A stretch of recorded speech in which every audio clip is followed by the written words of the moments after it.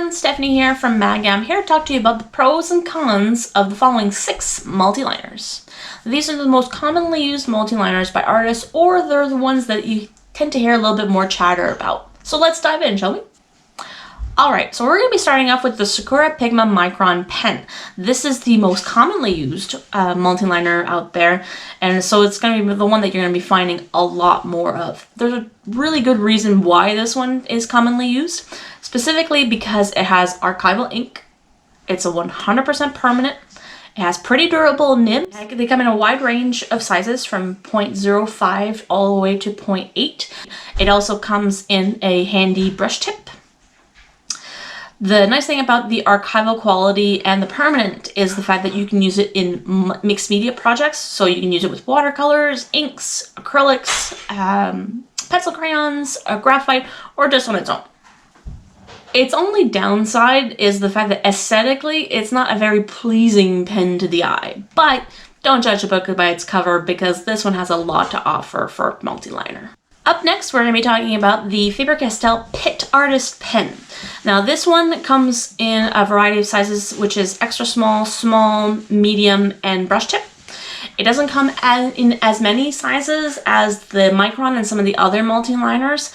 However, this is actually a pretty durable ink as well. It's not archival, but it is acid-free and pH neutral, which means it won't yellow your paper over time, which is a great quality in an artist pen. Also, it's not as heavily saturated of a nib in terms of an artist pen. However, that does mean that these are a little bit easier to use when you're wanting to do a great tonal value. If you're wanting to do really realistic drawings, I would actually recommend the Faber-Castell Pitt pen, specifically because its ink tends to come out a little bit more gray. I've personally used the Faber-Castell pen for many years. I really like it, specifically because it has slightly longer nibs, which means they have a little bit more elasticity to them. Also, because it is a permanent ink, I can use it with watercolors, acrylics, pencil crayons, and a lot of different surfaces. Up next is the Copic Multiliner SP. Now this is, in terms of a multiliner, this is probably one of the more expensive ones that are out there, but there is a good reason why it is a little bit pricier. It is an alcohol-based ink, which means that it dries almost instantly the minute that you put it onto the paper.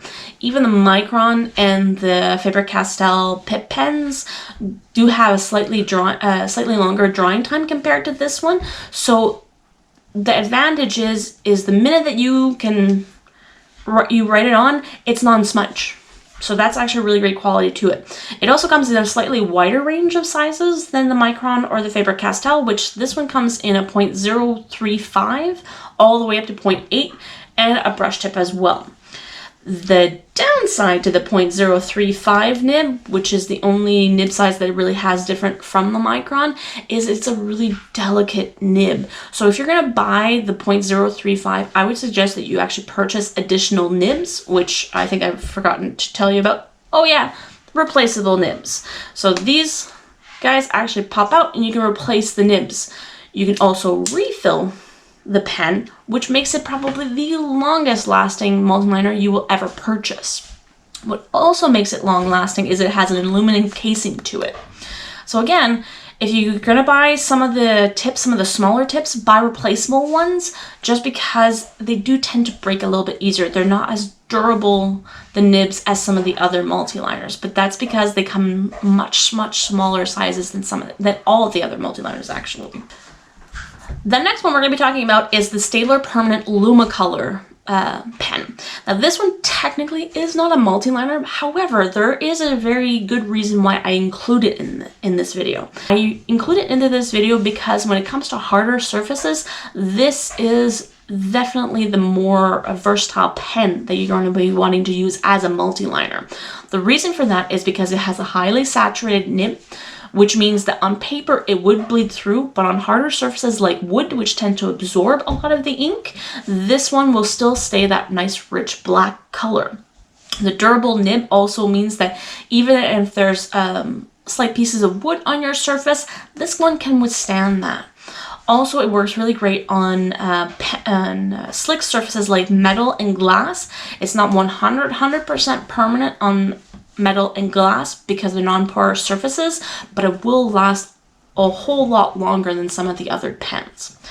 The other great thing is the fact that it does come in a non-permanent form, which means that these pens are actually really, really great for sketching out stained glass work, metal works, or metal etching, so that you can actually sketch out everything that you need to do. Once you're done, then you can just erase it with a nice wipe of water.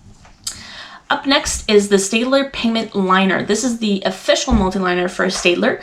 It is much cheaper multiliner compared to some of the other ones, which is why I often recommend these to students who are just starting off with liners or just starting out with drawing, because these ones are a great price point, but they're pretty durable. It has light fast ink rather than archival ink, which means that it still will continue to keep its color even after a little bit of time, but won't last as long, so it will gray out over time. It is not acid free, so over time it will also yellow your paper like most inks will. It has a much more durable nibs, which is actually great because they can take quite a beating in terms of if you're drawing on harder surfaces or papers that are a lot more fibrous. These ones tend to be able to take that kind of pressure. The Staedtler Pigment Liner is also permanent ink, which means it can be used in multimedia or mixed media works as well. The last pen that we're going to be talking about is the Le Pen. The Le Pen is slightly different than all the rest of them. It only comes in one size. It is a non-permanent pen, which means that if you're wanting to use it with watercolors or acrylics, avoid this pen. However, what's nice about this one is that the colors are pretty accurate to its actual casing. So this black is going to be pretty much this black that's going to be coming out. It comes in a variety of colors, which can be really handy if you're doing a lot of felt work and you're wanting just that nice crisp line that some of your felts might not be able to give. The Le Pen will be able to give you that. Let's sum things up. So if you're wanting a pen that will be very versatile, that has archival ink, which means that your color will last a long, long time, has a great versatility in terms of nibs, has a slightly more durable nib, then I would suggest the Sakura Pigment Micron pen. If you're wanting something that is a little bit easier to do gradients and life drawing, and that can actually also be used in mixed media work, then I would suggest the Faber-Castell Pitt Artist Pen. If you're wanting a pen which is pretty much the Rolls-Royce of pens, and you're wanting something that is smudge proof, that has a great versatility in terms of ink, has a nice really rich color, and an even wider range of nibs, that the nibs are replaceable and rechargeable, then definitely I would suggest the Copic Multiliner SP. If you're wanting something that can be useful on a much harder surface, that has a little bit more versatility and comes in a non-permanent form, you guessed it, I would suggest the Staedtler Permanent Lumicolor or the Staedtler Lumicolor pens in the permanent or non-permanent. If you're wanting a good entry-level multiliner, something that's going to be a little bit easier, a little bit more affordable, but still durable and light fast ink, then definitely I would suggest the Staedtler Pigment Liner. And finally, if waterproof doesn't really mean anything to you, you're just wanting to have fun with a lot of felt, and you're wanting something that glides on the paper really, really well and has really rich colors, then definitely I would suggest the Le Pen. That's it for today's video. I hope these pros and cons will help you pick out the right multiliner for you. Also, just remember that every project will have different requirements, so you might have to adjust the multiliners. I personally have many different types of multiliners, so that when I'm working on different types of projects, it's a lot easier for me to have the right multiliner ready to use. Also, when you're purchasing a multiliner, usually you have small sheets that you can test them out. Definitely do that. Make sure that it has the right feel for you. And also, handy tip, flip the paper over to see just how saturated the nib is, because if you're going to be working on finer papers, you don't want something that's too saturated and that's going to bleed through everything else.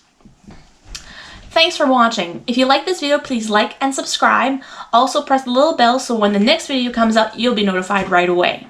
Also, if you have any art medium content that you'd like us to go over, please feel free to put it in the comments section below. Until next time!